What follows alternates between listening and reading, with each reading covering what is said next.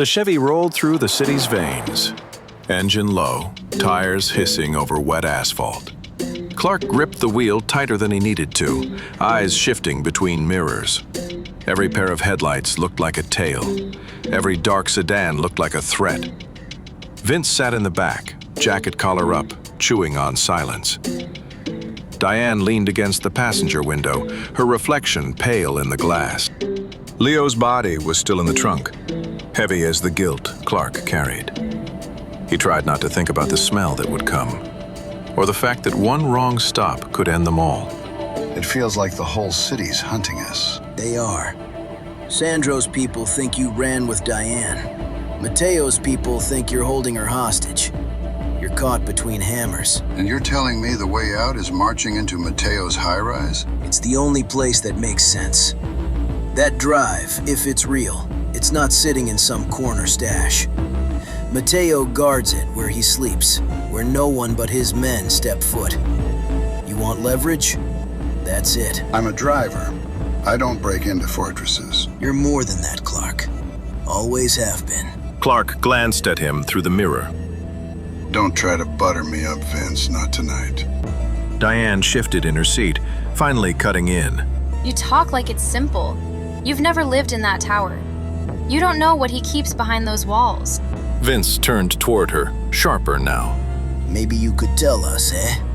Her lips pressed tight. Then she said, Enough to know walking in there isn't a plan. It's suicide. Clark's eyes flicked between them. Then we need something better than suicide. The city shifted around them as they headed south, glass towers looming, their windows glowing like 1,000 eyes. Clark could feel Diane watching him, restless. You don't trust him? She nodded towards Vince. I don't trust anyone tonight. Diane hugged her arms close. You shouldn't trust me either. I could be lying. He glanced at her. Well, you could be.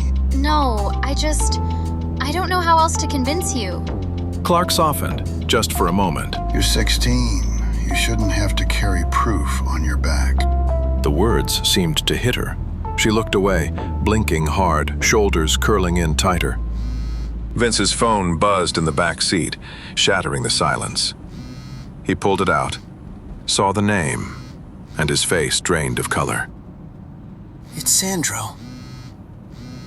Answer it. Vince hesitated, then answered the call. Sandro's voice came through the speakerphone. Even from the back seat, Clark could hear him. Leo's dead. You bring me Diane and his body, or I start looking elsewhere, you understand? I'm working on it, Sandro. I've got eyes everywhere. I'll deliver. Big dog, Vince. If you fail, I pay a visit to your friend's daughter. The line went dead. Vince sat back, sweat dripping at his hairline, his hands trembling. He swallowed, then forced himself to meet Clark's eyes in the mirror. Clark. He knows about Emily. He said if I don't bring Diane and Leo's body, he'll go after her. The words hit like a fist. Clark's grip on the wheel turned white, his chest rising and falling like he was holding back an explosion. For a moment, the car felt smaller, suffocating. If he so much as breathes near her, this ends before it gets that far. Diane turned her face away, the weight of his fear and fury pressing down on everyone inside the Chevy. Clark shot him a look through the mirror.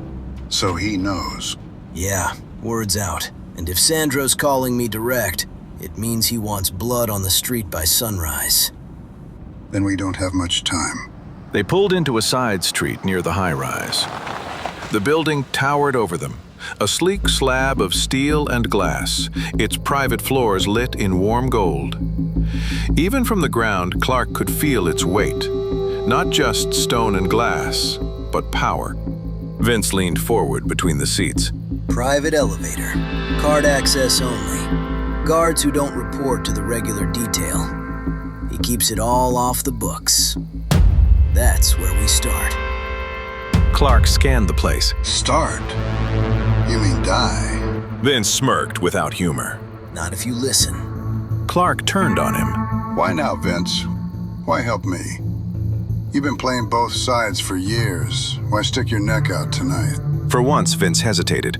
His eyes flicked away, then back. Because you dragged Diane into this, and now everything's burning. And maybe I'm tired of keeping the fire balanced. Maybe I want to put it out for good, huh? Clark's stare cut into him. Or maybe you're just making sure that I go down first, huh? Vince didn't answer. The silence spread like smoke inside the car. Finally, Diane broke it. If that drive is in there, and if we get it, my father's finished. He can't hide behind money or soldiers if everything he's done comes out. Clark studied her, her small frame tense, fists tight in her lap. She wasn't just talking about her father's empire. She was talking about her life, about freedom. You really believe that drive's the key? I know it is. I've seen the way he guards it. It's more valuable than even me. More than anything. Clark's jaw clenched. In Diane's tight shoulders and downcast eyes, he caught a glimpse of what Emily might become if life caged her the same way. He couldn't allow that future. Not for his daughter. Not now, not ever. The Chevy's clock ticked past 3. The night was long, but not endless. Clark felt the hours bleeding away. He looked at Vince. So, what's the move? Vince leaned back, shadows hiding half his face. We make them bleed each other. I'll let it be known on the street that you're taking Diane to the docks. Mateo definitely won't ignore it. Sandro won't either. They'll both see a chance. Mateo to grab his daughter. Sandro to take his revenge for Leo. While they fight each other, we use the chaos to hit the tower. Really? That's your idea of a plan? Feed them bait and hope they bite? They'll bite. This city runs on blood. They can't resist spilling more. And if they both figure out they've been played? What then, Vince? Vince leaned in, his eyes sharp. Then let's hope they don't. Otherwise, we're dead. Simple as that. And what about Emily? Clark froze. The name cut through him, deeper than any blade. Across the city, Emily's block was quiet. Too quiet. The watchers Vince had promised were still there. 2 men in an old Buick, eyes scanning, nerves frayed. Feels dead out here. The other shook his head. Deads when they strike. Keep sharp. They didn't see the second car that slid into the shadows across the street. Its lights went dark, its engine cut. Inside, another set of eyes watched. Patient. Waiting. Wait for my signal. A faint click of a radio, then silence. The cracks in her protection were widening. From the building's side entrance, 2 figures slipped out, moving quick and precise. Mateo's men. They crossed the sidewalk like shadows. Down the block, a sudden scuffle broke out. A drunk fight that wasn't real, just noise staged to draw eyes. The Buick's watchers cursed and craned their necks toward the shouting. By the time they whipped back, the apartment door was already closing. Upstairs, Emily's phone buzzed once on her nightstand. She stirred, reaching for the phone, but a hand was faster. Cloth pressed over her mouth, muffling her cry. Her eyes went wide. The sound swallowed before it left her throat. In the hallway, she heard the faintest whisper from one of the intruders. Quick, before they notice. Then the night closed in around her. Back near the tower, Clark shut off the engine. The Chevy ticked in the silence. The 3 of them sat, staring up at Mateo's fortress. Once we step in there, there's no turning back. Vince nodded. Then don't step in soft. Drive it hard, like you always do. Diane looked at Clark, her voice almost a whisper.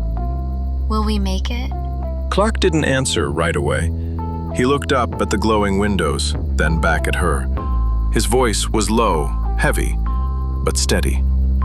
For Emily, I'll drive through hell if I have to. The night wrapped tight around them. The Chevy a lone heartbeat under the looming tower. Three souls sat on the edge of war, the high rise rising above them like judgment itself.